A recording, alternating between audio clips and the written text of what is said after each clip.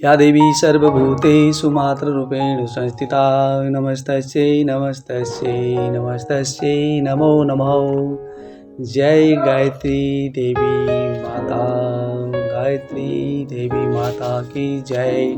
सभी मित्रों को श्री राधे कृष्ण हरे हरे। मित्रों, आप सभी कुशल मंगल से होंगे, हम भी कुशल मंगल से हैं। मित्रों, आपका हमारे YouTube चैनल पर स्वागत है। मित्रों, आप अगर नए हैं चैनल पर तो प्लीज़ सब्सक्राइब करें, बेल आइकन को दबाना ना भूलें मित्रों, ताकि आपको जो है नोटिफिकेशन सबसे पहले आपको मिलती रहे। तो मित्रों, हम सुन रहे हैं गायत्री देवी की साधना और उनका जो परिचय है, हमारी आदि शक्ति, वेद माता, देव माता, विश्व माता के जो रूप में हम गायत्री का परिचय जो हम कथाएं सुन रहे हैं, उनकी जो परमात्मा की शक्ति है मित्रों, और जिसके कारण जो हमारी सारी की सारी जो सृष्टि जो चल रही है मित्रों, तो उनकी जो हम ये कथा सुन रहे हैं, जो उनका परिचय जो सुन रहे हैं, तो वो जो है हम ये आज हमारा जो है चौथे पार्ट की जो है हम कथा सुनेंगे। उनका जो उनकी जो लीलाएं हैं, जो उनका ज्ञान है, जो उनका हर जन हर प्राणी में जो है उनका जो है ध्यान जप, जो उनकी जो वाणी है, जो उनका जो मार्ग है, जो उनकी ईश्वरीय जो शक्ति है मित्रों, जो सद्गुण है, सद्भावना का जो शक्ति सामर्थ्य है, तो वही जो है मन मस्तिष्क के बाद गायत्री शक्ति की प्रकाश किरणें जो भावनाओं के जो केंद्र हृदय स्थल में जो प्रवेश कर रही है, हमारी जो आदि शक्ति की जो प्रकाश रूपी आभा के उतरने के साथ जो है जीवन का जो हमारा अधूरापन जो समाप्त हो रहा है मित्रों, तो उनकी जो क्षुद्रता, संकीर्णता, तुच्छता को दूर करके वो अपने समान बना रही है हमारी गायत्री देवी माता। तो उनका उपासक अपनी लघुता परमात्मा को जो है सौंप रहा है, और परमात्मा अपनी महानता जीवात्मा को प्रदान कर रहा है। जैसे बिछड़े गौ बछड़े की तरह दोनों मिल रहे हैं और एकता का आनंद उत्पन्न हो रहा है। जीवात्मा का लघु प्रकाश परमात्मा के परम प्रकाश से लिपट रहा है, और दीपक पर और जलने वाले पतंगे की तरह, यज्ञ कुंड में पड़ने वाली आहुति की तरह अपने अस्तित्व को घूम रहा है।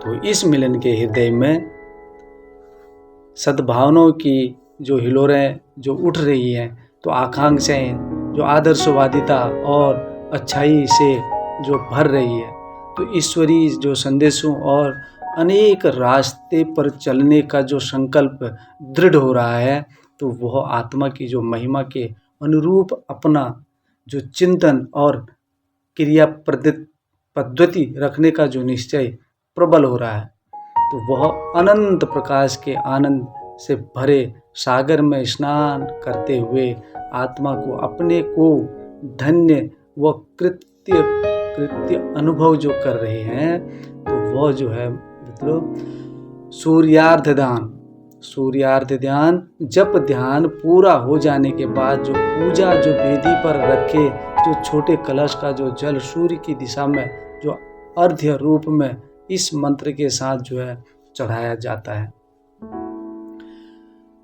ओम सूर्यदेव सहस्रांशो तेजोरासे जगतपते अनुकंपय मां भक्त्या ग्रहणार्थ दिवाकरो। ओम सूर्याय नमः, ओम आदित्याय नमः, ओम भास्कराय नमः। यहाँ कलश में भरा जल कहते हैं कि जब वहाँ कलश में जो जल भरा है वो अपने लघु क्षुद्र आपे का जो प्रतीक है, तो सूर्य विराट ब्रह्मा का जो असली अपनी संपदा को जो विराट ब्रह्मा के लिए समर्पित विसर्जित करने का जो यह भाव सूर्यार्ध में है। अतः अर्घ्य जल वाष्प बनकर आकाश में उड़ता और व्यापक बन जाता है, तो कहीं बादलों तो कहीं ओस बिंदु बनकर बरसता है। तो हमारे साधन जो संपदाएं हैं, जो हमारी एवं विभूति जो रूपी संसार जीवन जल भी जो छोटे से कलश में सीमित न रहकर बाहर निकले, इष्ट देव के प्रति जो अर्पित होकर वह मानव के जो काम आए और व्यापकता तक फैले। तो यही जो है सूर्यार्घ्य का भाव एवं जो है उद्देश्य होता है। जो सूर्य को जो जल अर्घ्य दिया जाता है, तो गायत्री मंत्र का जो भाव चिंतन है तो वह है जप ध्यान के साथ गायत्री मंत्र का जो अर्थ और चिंतन और उसका बहुत ही उपयोगी है। गायत्री मंत्र का जो अर्थ होता है बहुत ही उपयोगी है और इसे दिन के अन्य समय में भी जो है जारी रखा जा सकता है, क्योंकि हम कहीं भी अपना कर्म कहीं भी करते रहें तो इसको जो है आप स्मरण कर सकता है, आदमी जप कर सकता है प्राणी। तो गायत्री मंत्र का शब्दावार जो भावार्थ इस तरह से, ओम परमात्मा भुवः प्राण स्वरूप भुवः सुख स्वरूप स्व दुख नाशक तत् उत्सव सवितुः तेजस्वी प्रकाशवान वरेण्यम वर्ण करने योग्य धीमहि धारण करें धियो बुद्धि को यो जो न हमारी प्रचोदयात प्रेरित करे। अर्थात उस सुख स्वरूप दुख नाशक श्रेष्ठ तेजस्वी पाप नाशक प्राण स्वरूप परमात्मा को हम धारण करते हैं, जो हमारी बुद्धि को सही रास्ते पर प्रेरित करे। अर्थात उस सुख स्वरूप दुख नाशक श्रेष्ठ तेजस्वी पाप नाशक प्राण स्वरूप परमात्मा को हम धारण करते हैं, जो हमारी बुद्धि को सही रास्ते पर प्रेरित करे। तो इसके अर्थ पर विचार करते हुए तीन बातें प्रकट होती हैं मित्र। ईश्वर के दिव्य गुणों का जो चिंतन है, वो ईश्वर को अपने अंदर धारण करने का जो भाव है, और तीसरा जो सद्बुद्धि की जो प्रेरणा के लिए जो प्रार्थना, ये तीनों ही बातें अपने आप में बहुत महत्वपूर्ण हो जाती हैं। मनुष्य जिस भी दिशा में विचार करता है, जिन वस्तुओं का चिंतन करता है, वो जिन बातों पर ध्यान एकाग्र करता है, वे सब धीरे धीरे उसकी जो है मनोभूमि में स्थिर होते जाते हैं और बढ़ते जाते हैं। हमारी जो मानसिक जो शक्तियाँ उसी दिशा में बहने लगती है। गुप्त प्रकट दृश्य अदृश्य कई तरह के रहस्य जो उस विषय में प्रकट होने लगते हैं और असफलताओं का जो है तांता लग जाता है।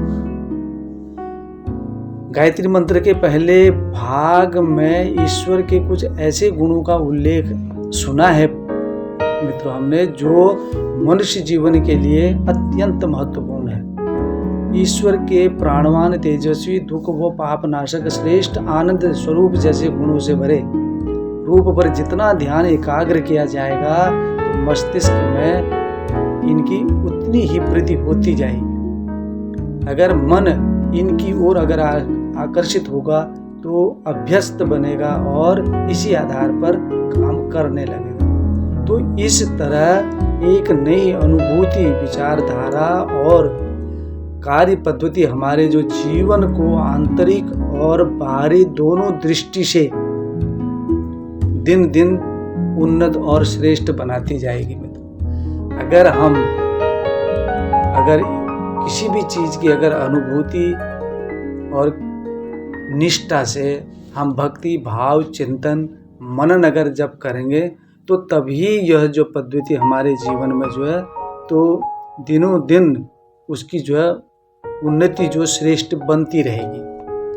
तो दूसरे जो भाग में सुना, तो ऊपर बताए गुणों वाले जो परमात्मा को अपने में धारण करने की जो प्रतिज्ञा है, तो इन गुणों वाले जो परमात्मा का केवल चिंतन भर किया जाए तो बात नहीं, वरन गायत्री मंत्र के साधक को सुदृढ़ आदेश है कि वो श्रेष्ठ गुणों वाले परमात्मा को अपने अंदर धारण करें, तो हम अपने रोम रोम में ओतप्रोत कर लें, तो ऐसा अनुभव करें कि वो हमारे अंदर बाहर भर गया है और हमारा व्यक्तित्व पूरी तरह से उसमें डूब गया है।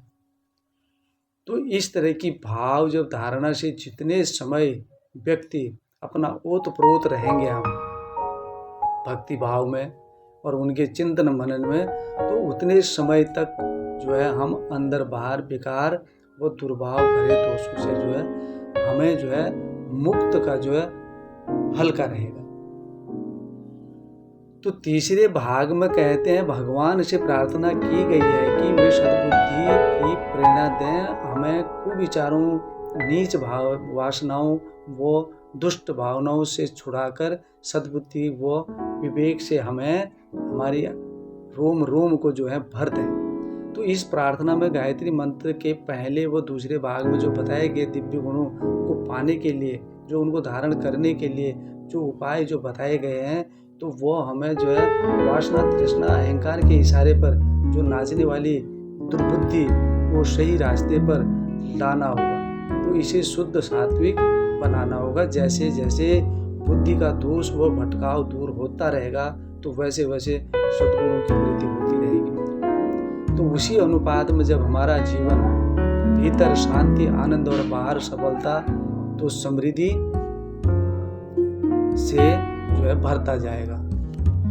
और जो गायत्री के जो पुण्य प्रतीक शिखा या वो यज्ञोपवीत, तो गायत्री साधना के समय शिखा एवं यज्ञोपवीत रूपी दो पुण्य प्रतीक अभिन्न रूप से जुड़े हुए हैं।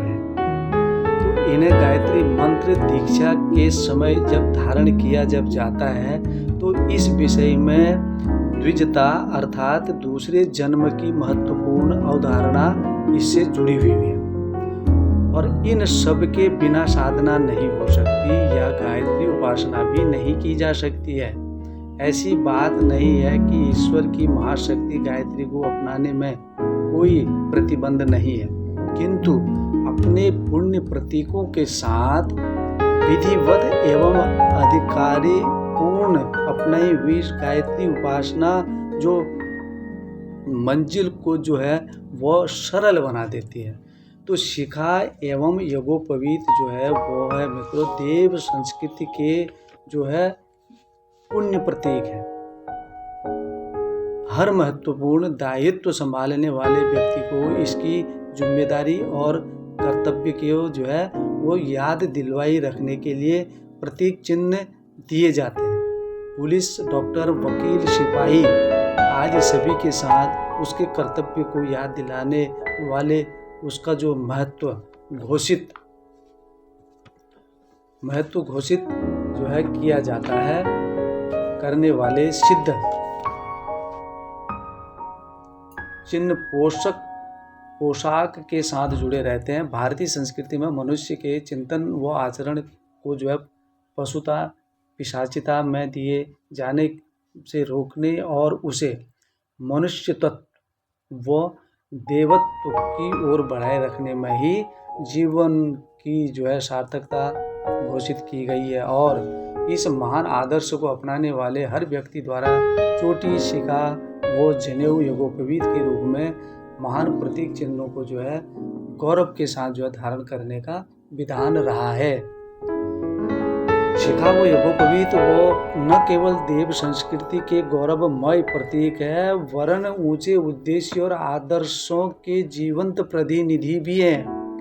देव संस्कृति की मान्यता है कि जन्म से सभी मनुष्य पशु स्तर के होते हैं। मित्रों, जो जन्म से जो होते हैं मनुष्य जो है वो पशु स्तर के होते हैं और उनमें भी वासना, स्वार्थ, ईर्ष्या, द्वेष जैसी अनेकों पिछड़ी आदतें पाई जाती है। और बड़े होने पर उनमें इनसे उबरने और पार होने का जो पाठ पढ़ाया जाता है वह प्रयास को ही संस्कार, दीक्षा, द्विजता, यज्ञोपवीत आदि नामों से जाना जाता है।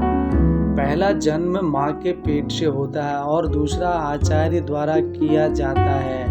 आचार्य अपने शिष्य की मनोभूमि को साफ करता है, उसमें श्रेष्ठ विचारों के बीज बोता है और उन्हें सींचता है, सुधारता है और रखवाली करता है। पहले की जंगली जमीन समय पर सुंदर बाग बन जाती है।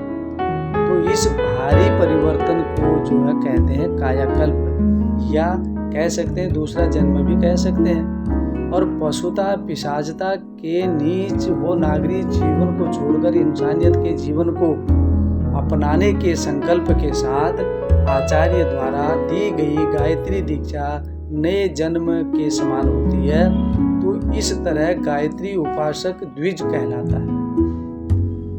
और अब जीवन आदर्शों के लिए जीने की जो प्रतिज्ञा के साथ जो आरंभ होता है, तो उसे यज्ञोपवीत धारण और इसी द्विजत्व की प्रतिज्ञा, घोषणा एवं आस्था है। तो जनेऊ पहनने के साथ ही द्विजत्व अर्थात दूसरे जन्म की शुरुआत होती है। और संस्कृति की यह ज्ञान महान परंपरा मनुष्य को उच्च आदर्शों के अनुरूप जीने की जो प्रेरणा देती है मित्रों, तो वह वस्तुतः यज्ञोपवीत गायत्री की मूर्तिमान प्रतिमा है। और अन्य देवी देवताओं को तो प्रतिमा रूप में किन्हीं विशेष स्थानों पर ही स्थापित किया जाता है, परंतु गायत्री महाशक्ति की सर्वोपरि उपयोगिता को देखते हुए इसे इतना महत्वपूर्ण स्थान दिया गया है कि यज्ञोपवीत की प्रतिमा को हर घड़ी छाती से लगाकर रखना और हृदय में धारण किए रहना आवश्यक माना गया है। तो जो गायत्री मंत्र के जो एक शब्द है, गायत्री मंत्र का जो एक शब्द है, और यज्ञोपवीत के 9 धागे, 3 गांठें, यज्ञोपवीत के जो धागे हैं वो 9 धागे हैं, और 3 गांठें, 3 व्याहृतियाँ, भूः भुवः स्वः, और एक बड़ी गांठ ब्रह्मा ग्रंथि प्रणव ओम की प्रतीक है। और गायत्री रूपी परमात्मा की शक्ति को कंधे, हृदय, कलेजे व पीठ पर धारण करने वाले प्रत्येक जनेऊ को यह विश्वास करना चाहिए कि वो चारों ओर भगवान की महाशक्ति द्वारा घिरा और बंधा है। तो इसलिए इसे ऐसा सनातन जीवन जीना चाहिए जो भगवान की इच्छा और प्रसन्नता के अनुरूप हो। और यज्ञोपवीत गले में बंधा हुआ एक धर्म रस्सा है जो याद दिलाता है कि व्यक्ति को धर्म, नीति और सदाचार के बंधनों में बंधे रहकर मानवीय मर्यादाओं के भीतर जीवन जीना चाहिए।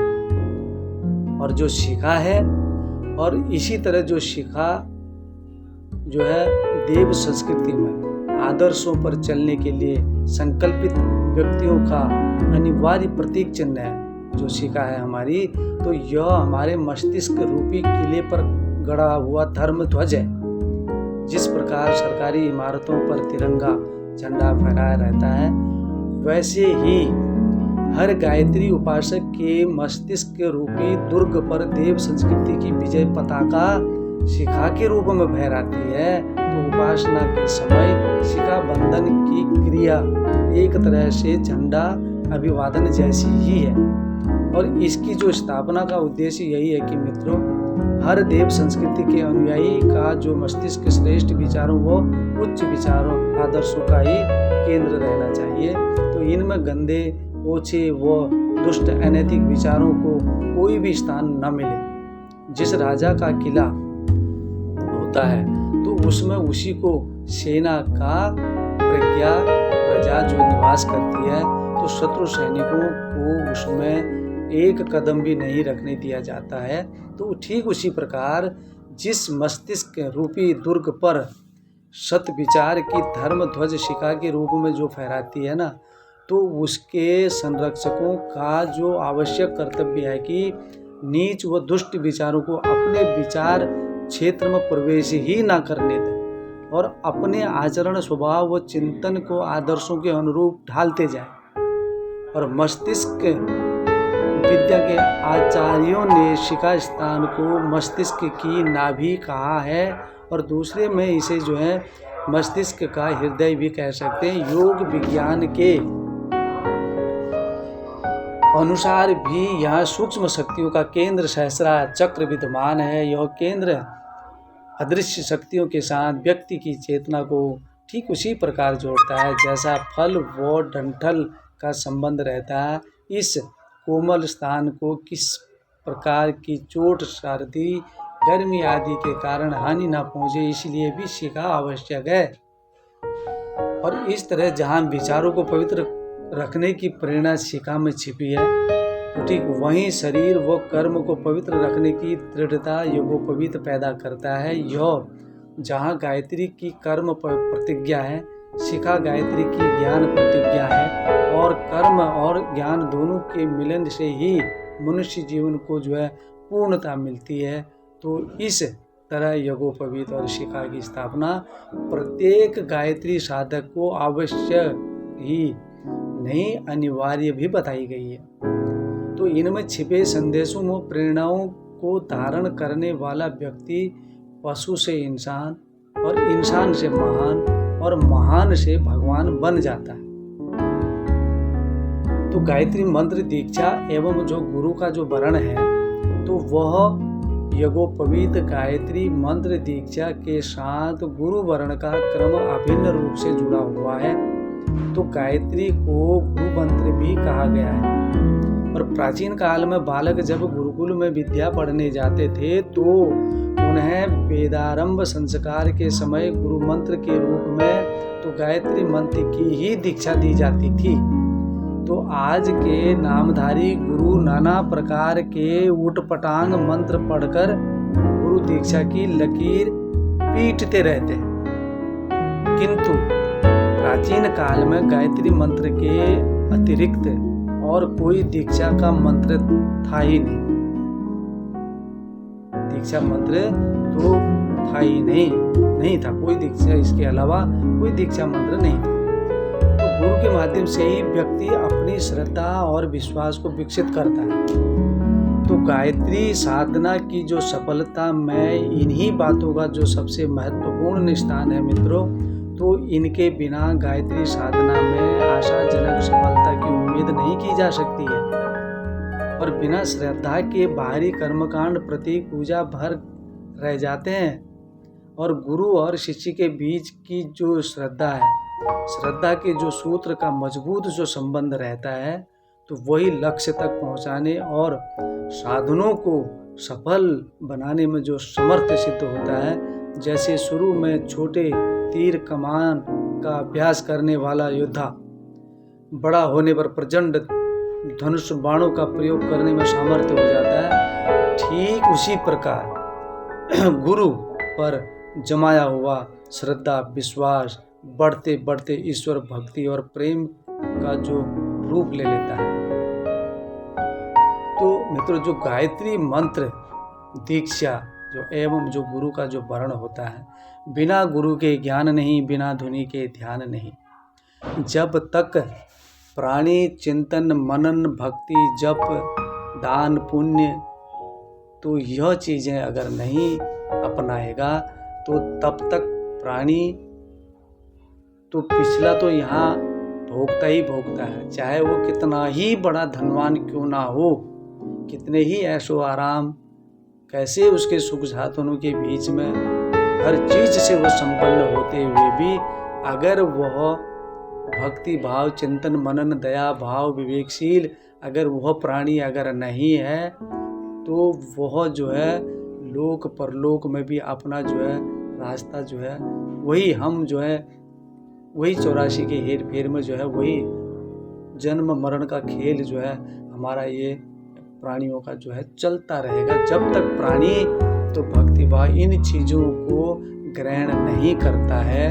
तो बस यही दीक्षा यही शिक्षा यही ज्ञान गुरु की हर ग्रंथ हर वेद पुराणों में यही चीज़ें बताई गई हैं कि प्राणी को जो है मुक्ति पाने के लिए मोक्ष पाने के लिए अपने कर्तव्यों का निर्वहन करते करते जो भक्ति चिंतन मनन यज्ञ शास्त्रार्थ तो जो है यह अपने जीवन में करना चाहिए और हर प्राणी हर जन जन तक प्रभु का एक संदेश ही है सन्मार्ग है प्रेरणादायक है। इनके हर शब्द को अपने रोम रोम में जो है जैसे हम स्नान जब करते हैं तो अगर पूरे शरीर को जैसे शीतलता प्रदान होती है तो ऐसे ही जो है ये जो प्रभु की जो लीलाएं हैं जो इनका जो परिचय है जो इनका जो मार्ग है जो मोक्ष का जो मार्ग बताने वाले जो हमारे ग्रंथों में जो ऋषि मुनियों ने जो संत महात्माओं ने जो महान जो महात्मा जो इस मृत्यु लोक में जो अवतरित होते रहे हैं तो अपनी तपस्याओं, बल से, ज्ञान से, तो बुद्धि से, तो दिव्य तेज से जो है उन्होंने ये पुस्तकों के माध्यम से, ग्रंथों के माध्यम से हम सबके बीच में तो यह चीज़ें अपनी पूंजी, पूरे जीवन काल की पूंजी, पूरी तपस्या की पूंजी हम सबके बीच में जो है यह सौंपी है।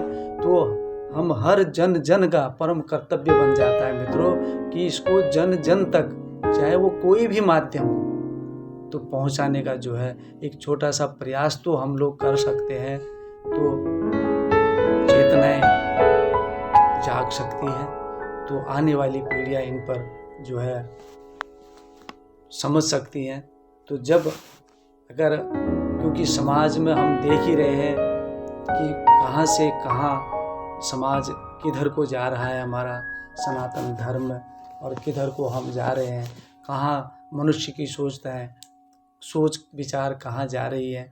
तो हर किसी से प्रेम भाव जो है, कर्म करते करते बस प्रभु का गुणगान करना और गुणगान करवाना, धर्म प्रचार करना, अपने कर्तव्यों का निर्वहन करना, और बाकी प्रभु को ही सौंपना, अपने को निर्लिप्त होकर के जो है सदाचार में रहना और सनातन में रहना, सन्मार्ग में चलना।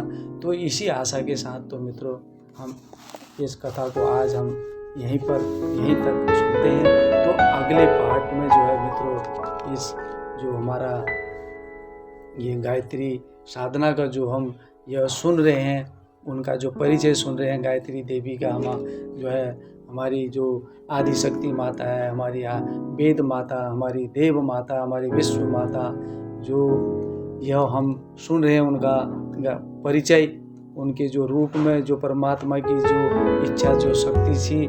तो मित्रों अगला हमारा जो पार्ट है वो 5वें पार्ट में जहाँ तक हो कि इसको हमारा ये इनका परिचय जो है गायत्री माता का जो है वो संपूर्ण हो जाएगा। तो फिर हम बताएंगे अगली जो आगे को हमारी कौन सी कथाएं हम सुनेंगे, कौन सी प्रभु की लीलाएं सुनेंगे।